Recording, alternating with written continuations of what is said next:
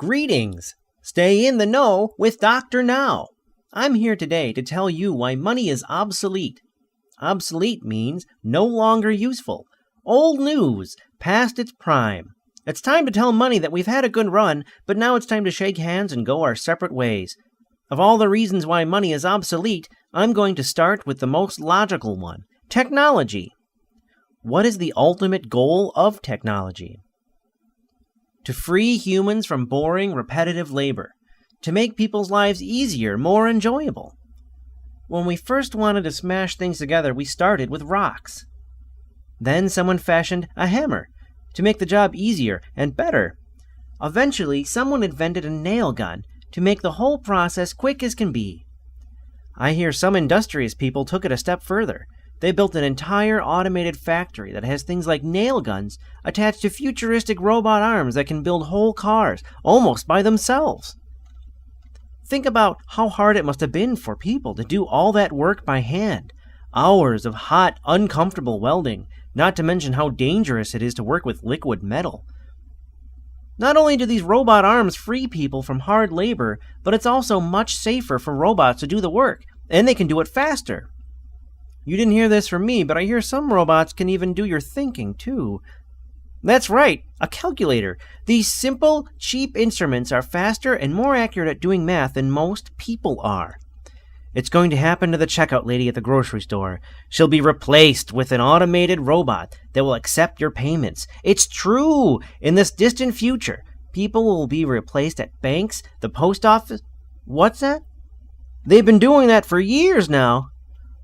Well, folks, as you can see, technology has come a long way in freeing people from all kinds of labor. The manufacturing sector, the service sector. I hear they have systems now that can make complex decisions and may even be able to learn on their own.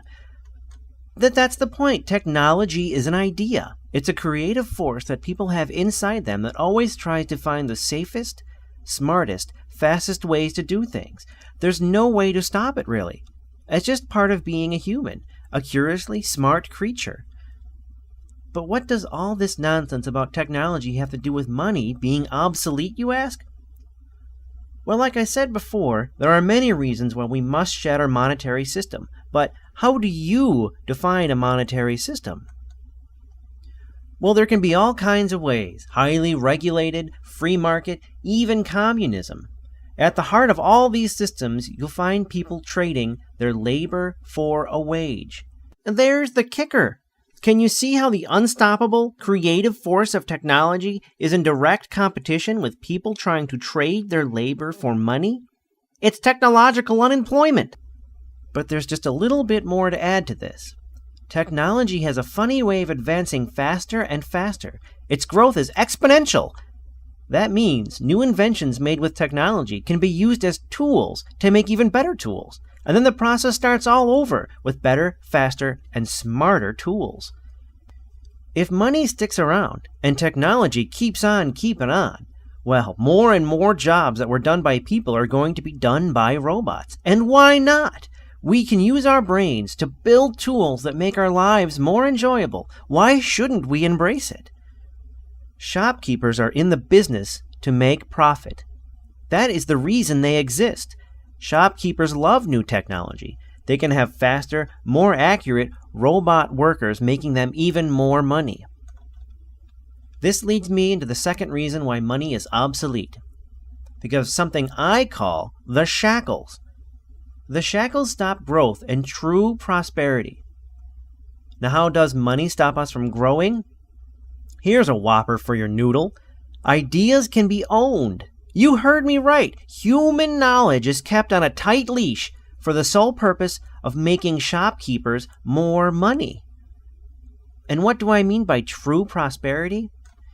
If you have a lot of something and someone else has none at all, a good person would share some of what they had so everyone can have some. Sharing is good, right?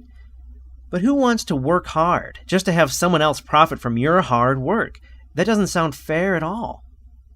So is sharing good or is sharing bad? Think about this one. When you work for a shopkeeper, do you get all of the profit from your labor?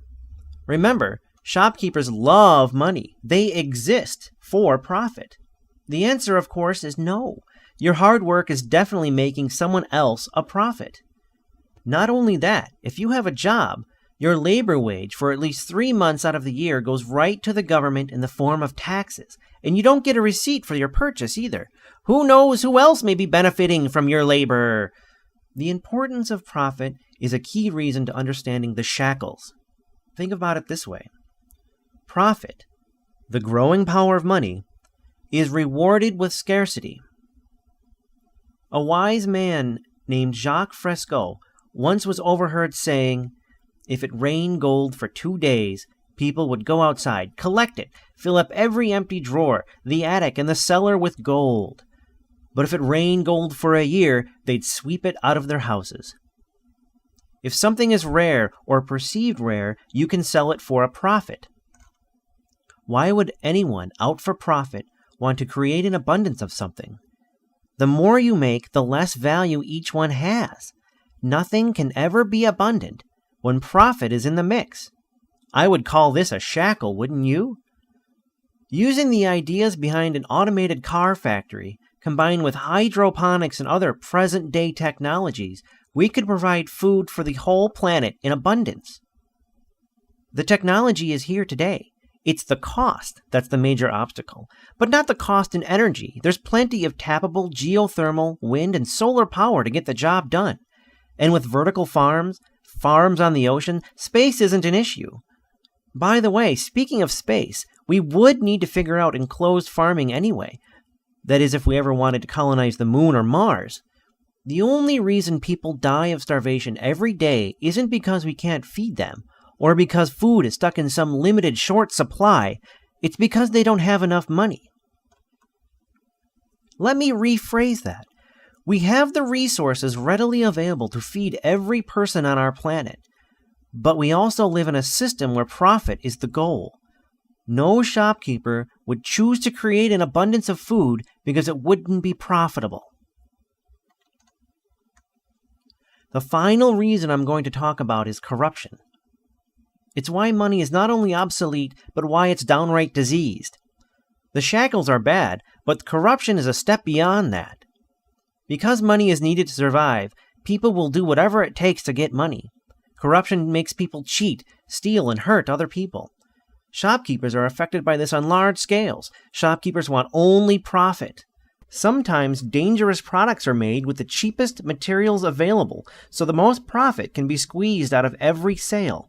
The quicker things fall apart or go bad, the more profit shopkeepers make.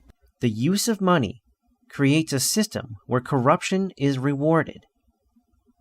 I'm not even going to get into how much profit is made from war. So I hope I have given you some things to think about. If enough people start thinking, maybe we can begin to cut free this anchor. We need to learn to work together instead of continuing to play this broken game we call money. To learn more, check out the Zeitgeist Movement at thezeitgeistmovement.com. Thanks for watching!